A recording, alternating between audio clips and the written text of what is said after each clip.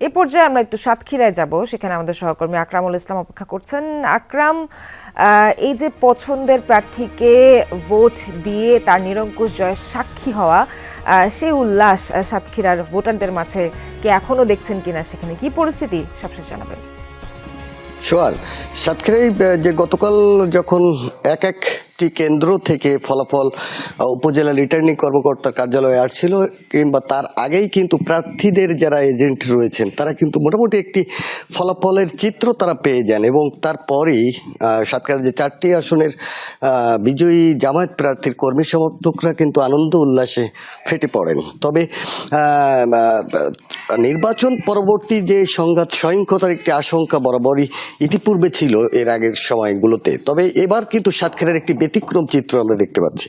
সাতক্ষীরাতে কোনো প্রকার যে বিশৃঙ্খলা বা অস্বাভাবিক কোনো পরিস্থিতির ঘটনার এখনো জন্ম হয়নি বা ঘটনা ঘটেনি, অপ্রীতিকর পরিস্থিতির।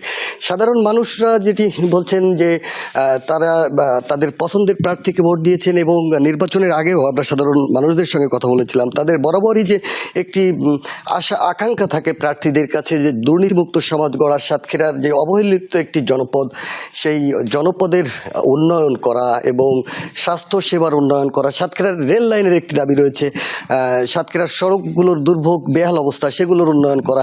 এই সার্বিক যে উন্নয়ন এবং দুর্নীতিমুক্ত সমাজ গড়ার যে প্রত্যয়, সেটি সাতক্ষীরার যারা সাধারণ ভোটার রয়েছেন তারা সেটি ব্যক্ত করছেন এবং আনন্দ উচ্ছ্বাস প্রকাশ করছেন ভোটাররা এবং তাদের কর্মী সমর্থকরা।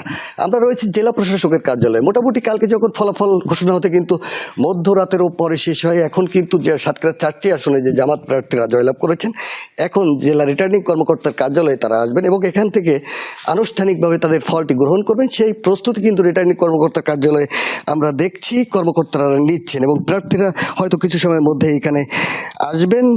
এবং সাতক্ষীরার যে বিষয়, সাতক্ষীরায় 1 আসনে অধ্যক্ষ ইজ্জতুল্লাহ তিনি জয়লাভ করেছেন। সাতক্ষীরা 2 আসনে একটি ভূমিধস জয় আমরা দেখেছি এখানকার যিনি জামায়াত ইসলামের প্রার্থী মহাদ্দেশ আব্দুল খালেকের, তিনি 1.5 লাখ ভোটের বেশি ব্যবধানে জয়লাভ করেছেন। সাতক্ষীরা 3 আসনে মহাদ্দেশ রবিউল বাশার তিনি জয়লাভ করেছেন। সাতক্ষীরা 4 আসনে জয়লাভ করেছেন গাজী নজরুল ইসলাম, জামায়াতের যিনি প্রার্থী ছিলেন। চোয়ার, আপনাদের সকলের প্রতি আমার একটা আহ্বান আছে, আসুন এই রমজানে আপনাদের যার যার বাড়ির কাছে মসজিদে সামর্থ্য অনুযায়ী ইফতার নিয়ে পাড়া প্রতিবেশী সকলকে সাথে নিয়ে একসাথে ইফতার করি।